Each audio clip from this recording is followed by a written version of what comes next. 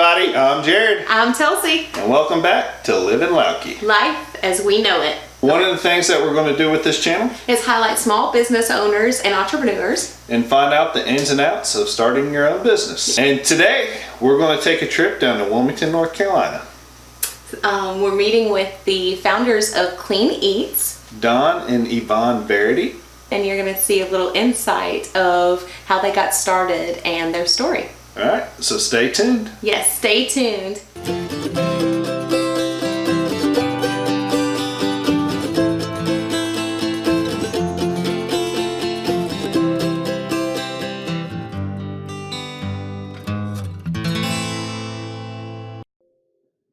Hey everybody, I just want to give a quick shout out to Don and Yvonne Verity that is featured in this video today over at Clean Eatz at cleaneatz.com for all your clean and healthy eating lifestyle.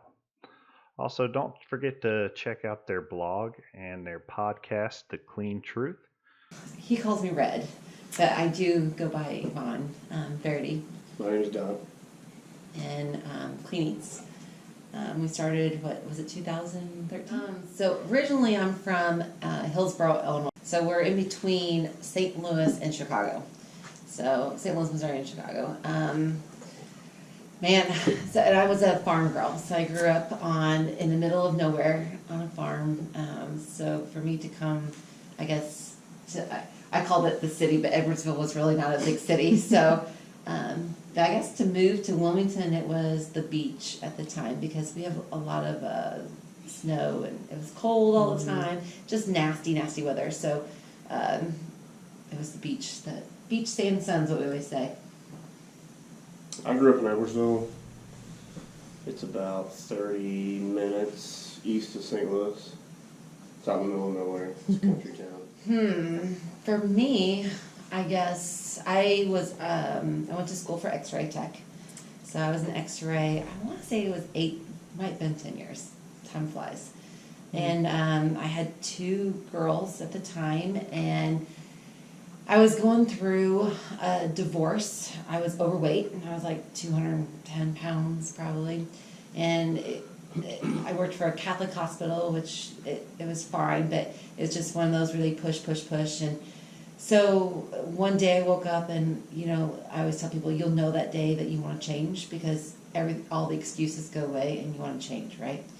And so I looked in the mirror and I was like, I'm done. I'm done with the hospital. I was running marathons and I was training kickboxing. I was a kickbox instructor at the time, and I just really loved the whole fitness.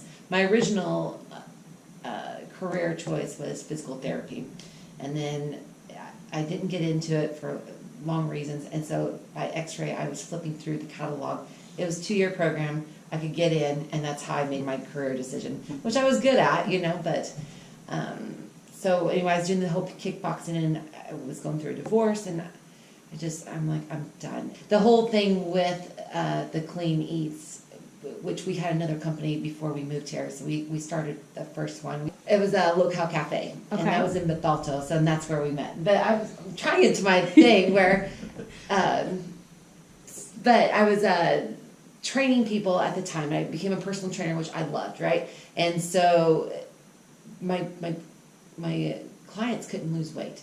So I always tell the story, and I'm like, well, what are you doing when you leave me? And they would be going through McDonald's. Because, you have to think 15 years ago, I always say there was no Trader Joe's, there was no Whole Foods, there was no clean eating. We had a McDonald's and we had a Hardee's on opposite corners, and that's what you ate, And so I told them, I said, if I meal plan for you, will you eat it? And they're like, yeah. So the whole Clean Eatz concept came out of my kitchen because I was making food for my personal training clients. It was completely illegal. And so anyway, that's how we started. And then when I quit X-ray, I knew that my mom told me, she's like, I think you have a business going. And I was like, okay. So that was how the first Local Cafe got opened, was the meal plan customers from my personal training. I've always wanted to own my own business. I always did before I even met her. I started out as a carpenter right out of high school. I went to trade school for a little while, it didn't work out. And I started framing houses, and I was really good at it. And I really enjoyed it. up until we got that really bad recession hit, the housing market took a shit. And I had to like start going and doing commercial work. And that's when like the passion to be a carpenter for me went right out the window. I just was burnt out on it. I didn't want to do it anymore. I couldn't go build the houses that I liked doing all the time anymore. So the dream for me was always to own like a sports bar, because I wanted to like have all of the sports memorabilia, and you know, I wanted to own like a Hot Shots or something like that. I met her, and then I'd always had that kind of vision, and then I kind of met her at the gym, and she had started Local literally probably weeks before I met you, if even that. And I was bodybuilding at the time, so I was already doing the same type of meal prep that she was doing. It was just for myself. I showed up at her cafe and never left. And so then he started eating lunch at the restaurant every day. The first cafe that she owned, where Local started, she had no shelves. You had no walk-in. You had no nothing. I remember going to a little facility in St. Louis. We went and got a walk-in, and it was a total disaster. Then we did Local. We started a second restaurant in his hometown. we got the opportunity to have that second restaurant because we were going to leave before then. We were going to leave the year before. And so we just decided to take, it was just a hell of a deal on that restaurant, so we took it. And wound up staying another year to save up more money. And then My mom at that time, she said, I think this is your sign to get the hell out, like go to the beach this time. And so we found Wilmington, picked up, moved, and didn't know a soul. Everyone here thought we were crazy. Everyone back home thought we were crazy. there's a lot of people from back home that they talk a lot of shit behind our back because, you know, like I said, I mean, I've never made it a secret, or we've never twisted our background or our story about the way that it started. You know, she started the cafe and I met her and then I came on board. And there was a lot of people that said that I was like after her for her money and I was trying to get involved in her business and everything like that. Well, it was really just the chemistry had worked out so well that within 6 months of meeting you, we were basically business partners without being business partners legally. I had gone through a divorce. I was married at 23. We got divorced by the time I was 26. And then when I met her, it was somebody who had started her own business. It was She like had her shit together. she had her shit together, and it was kind of a free spirit, and I had never been around that before. So it was like something different and free for me to be a part of. And Yeah, I believe like the universe was just, it pulled us. And so everything fell into place when we came to Wilmington. And I know that sounds really bad, and it's not. But it just seemed like, you know, we drove here, we found our location. And it was our price range that we could afford. And we left Wilmington, we went back home, we sold our cafe, we got the same amount of money for our cafe there to pay for the restaurant. It really did flow, you know, and we moved here. And then we started doing the gym. And then we just made all these, everybody that we needed to make a connection with came in our path. And I know that sounds, you know, about our first, we met, I don't know if you guys know Brittany McNeil, but anyway, we met Brittany at the thing. She told us where to go live. And then we met Tim Bamford at the gym, and he told us about the whole gym and about the whole, I mean, it was just like everyone that, and all those people are still in our lives today, you know, so. we've never, since we started doing this, been the people that follow, like, we don't, how do I say this? We don't follow the typical protocol that most business owners would follow. We just never have. And in the beginning, we did it because we didn't know any better. Like, we just, like, when we moved here to Wilmington, we bought Racine. We didn't even see the lease. We bought the business Yeah. before we went and talked to the landlord. And we walked in the landlord. Yeah, we showed up at the landlord's office and we said, well, we're your new tenants. He's like, what do you mean we're getting And he didn't know that the guy sold the business to us. And he said, well, he looks right at me and he goes, well, what kind of lease do you want? I said, I don't know, you're the landlord, why don't you tell me? We don't have a business We don't plan. have degrees, Yeah. we don't have any of that shit. We just have a drive and then we figure out what we want to do and then Do it. do everything we can to make it happen. We didn't even advertise and have a line out the door on the first day. Like, I mean, it was crazy how it was always like that. And I'm not saying that we didn't work. Every franchisee that comes through, I always tell them, I was like, I'm that one that says, don't worry. I know you have to run numbers. I get that. But man, if you just do what you love and you just help the people that walk through your doors and you take care of everybody and you are an ethical, good person, you know, your bank account will always show that. I can't tell you right now, and he can vouch for it, but I don't even know how much money's in our bank account. But I know that I made 58 meals today, and I felt like, you know, like if someone's going to eat those, and I'm good. But what was your struggle? Did you have any struggles? I think the biggest one for me was I had no business background. I was a carpenter for 10 years. I mean, I didn't know the first thing about being a business owner, so all I had was a blue-collar work ethic, and I think we didn't actually start paying attention to numbers and the business aspect of what we do until we franchised the business. Yeah, we didn't know food And costs. We didn't know. I know that sounds stupid, but I mean, we could pay our bills and we were happy. The people that were coming in our door were more important to us than a P&L at the end of the month. It's the thing that we struggle with, I think, the most now, being a franchise and trying to convey that message to our franchisees to make them successful the way that we were. And there's a gray area there that you can't go into. And you know, we try to tell them, don't worry about your numbers so much, just take care of customers. You can't tell that to somebody that paid a lot of money for a franchise business. You start looking at numbers, you start taking shortcuts to make the numbers work. And I think that's where a lot of the business goes away, you know, or where the customer service and stuff goes. For me, it's easy, and I actually just put a post up on Instagram about this, I think yesterday or the day before, but it was just the one about being a leader and how to keep that going. But I don't, like for me, I don't have the same job scope every day. I just don't. Like I've got 20 emails in my inbox right now that are things that are already on my schedule to do tomorrow because I mean, that's what happens. And it's anything that happens in our franchise system that franchisees need or that the accountants need or anything. I mean, I don't really know how else to explain it. I'm a firefighter, pretty much. I put fires out every day. I just take what falls into my lap and deal with it. I don't know. And then to keep me motivated, it's just I know that there's a lot of people that depend on me. I'll say that. And I know that every time we go to a new store opening or even an old store and we go in there and to talk to store owners and be around the things that we've built is what keeps me motivated.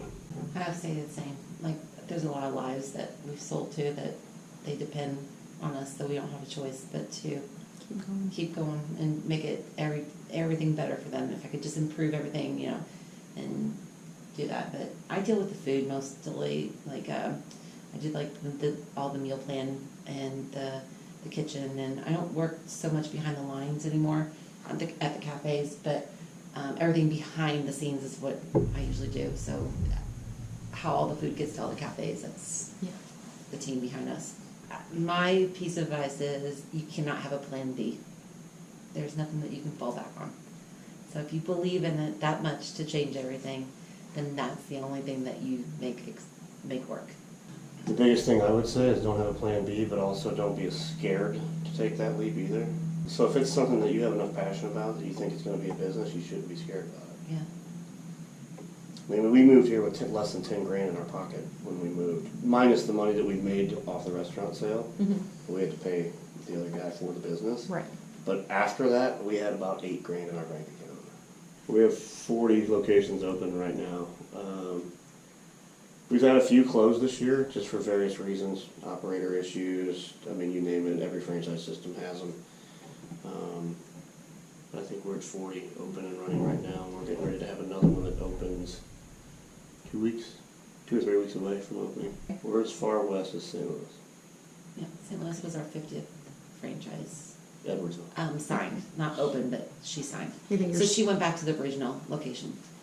We actually just signed a development agreement with a new company, so that agreement we're going to expand to 200.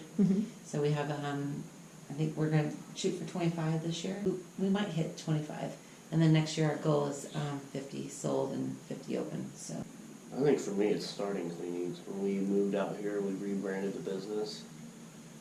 When Clean Eatz first opened, that would be the first one, and the second one would be when we franchised and we started opening new stores and seeing new store owners opening a business that we started. That's pretty cool to see. You can't replicate that. And then weight loss. I mean, like when we have customers come in with goals and things that they've achieved by eating our food. I think for me, I think this year's convention was probably my satisfying moment. Our banquet dinner this year, we did the We Change Lives challenge, and you know, I mean, it was a small challenge. We gave away $5,000 each month, but then when those winners came to the convention and you met them, Sure. yeah, in person, like, I don't know, I'm like, when you see that person actually like there, I was like, oh, you know, and they're tell the story, and I'm almost like tearing up now because of the ones that came, but I was like, we did it, you know, and to see the franchisees, because I think sometimes the franchisees think that we drink margaritas on the beach all day, you know, I don't think that they understand how much we do, and I really think once they saw those stories, and I felt that our culture turned that night, and I could feel it. I think you said that you could kind of feel it, and I think that was it. I don't really have one. I get asked this so much, like, you know, would you sell a company? How much would you sell it for? What's your number to walk away? And I mean, obviously, I think everybody that has been in our shoes, that number comes into their head. They have a number that they would want to do. I don't. I used to, and I don't even think about it anymore. I used to for the longest time. We used to sit around at the house and joke around about how cool it would be if we could do this or do this or do that. And now I mean, it would just be whenever it came around, whatever it was. If the timing was right, if it wasn't right, it wouldn't happen. Like we always say, and we always kind of like lightheartedly say, and honestly, I think that would be my answer if I had to be serious about it. When we stop having fun doing it. I have a vision. I can see my vision. So there's a couple of surprises, hopefully in the future with the brand. So I think if I could achieve that one that we've been talking about, I could probably be fulfilled at that point. But you know, everyone always, you know, it still like makes me cringe every time someone says like, "You guys are successful." I'm like, you know, I know, but so it's never a word that we ever describe ourselves with. I don't at least, because I know that we've done a lot, but I still feel like there's more to do. And until it's perfect, I don't feel that that's where, you know, I am yet. Don and I's visions are not bigger than everyone else who's in the franchise, then there's a problem, you know? And so we have the kitchen, and so that was a big turmoil for us at the convention this year, because the franchisees, you know, sometimes they think that we're selling meals in their territory, but it's never been that way for me. It's never been about the money, and I know you too. It was always marketing. The kitchen was always there to make them bigger, you know, to make people know who they are. Because with 40 stores, it sounds like a lot, but that's nothing, you know, like no one still even knows who we are. You know, I mean, there's people that they're starting, but the kitchen was the way that we could expand our wings and let people in Texas know who Clean Eatz was, and New York know Clean Eatz. And so it's working, you know, like we can go to an airport now and have a Clean Eatz, and they're like, "Oh, we've heard of you." And if we didn't have the kitchen, which I think the franchisees, you know, that was our vision, which was bigger than them, to make that marketing, you know, and so. I called Bert Sorn from Sornex, and I asked him to speak at our convention 2 years ago. And I was kind of talking to him, and I said, "Look, man, we're just a small franchise company. You know, we have this convention." And at the time, I had not been around Sornex that much. I had went to one of their events last summer, or 2 summers ago, and some buddies of mine from the college, the strength department, are really in tight with these guys. And so they said, "Well, why don't you try to get Bert to speak?" And I'm like, there's no way that dude is going to come speak at our convention. Sure as shit, I called him, and he was like, "I'm in. Tell me where to go, where to be there." And I'm like, this dude is friends with like pro sports owners, not like, and then athletes and all over like the people this guy hangs out with are like they're celebrities, they're famous, they're athletes and stuff.